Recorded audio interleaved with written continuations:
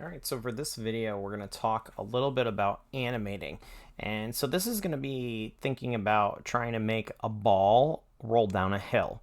So it might sound pretty simple, but if you don't know what you're doing, you can come across some problems. So I'm going to go ahead and show you a couple of things that can happen when you're going ahead and setting up this kind of animation.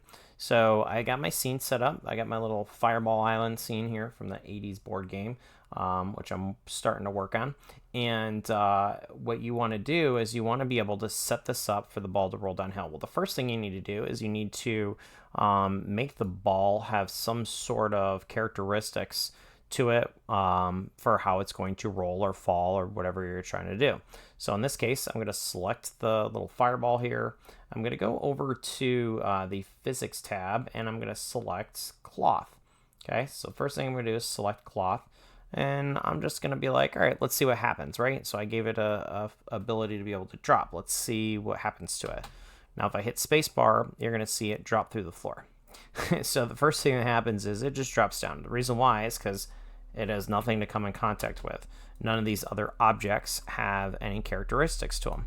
So we're going to select this object here. So the little slide thing that it's coming down, this little path, we're going to go ahead and we're going to add on a collision modifier. So a lot of people are like, oh, collision modifier, that should be enough, right?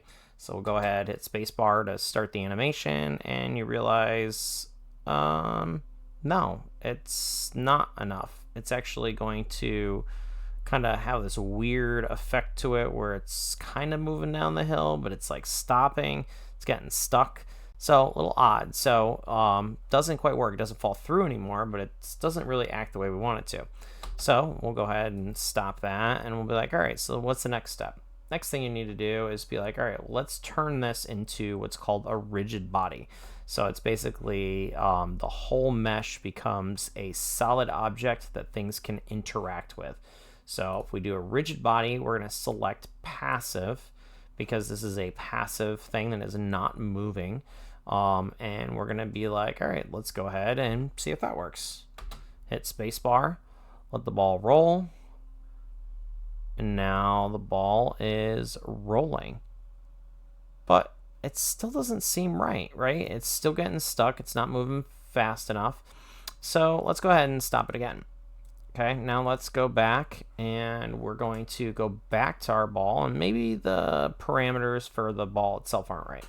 So if we come in here, now I had selected cloth. Now what I didn't really do is I didn't change it from the default. So the default is this is going to be like cotton.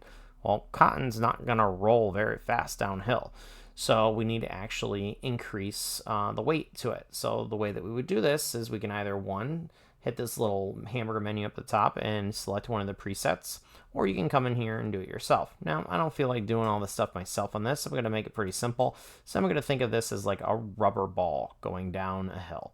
So if I select rubber, okay, it's going to change these around. It's going to give it a different speed, different mass, everything else. So it's going to speed up a little bit.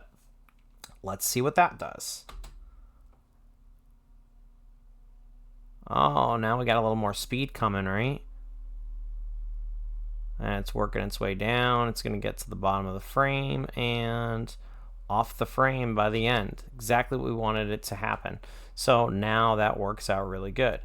So now what do? Right? You've got this all set up. You're ready to go ahead and you want to be able to animate this and everything. So what you can do is you can actually come over here. So if you scroll down farther down the physics tab, it gives you the ability to bake all the dynamics. So what that basically means is you're going to actually save and create all this information before you render it.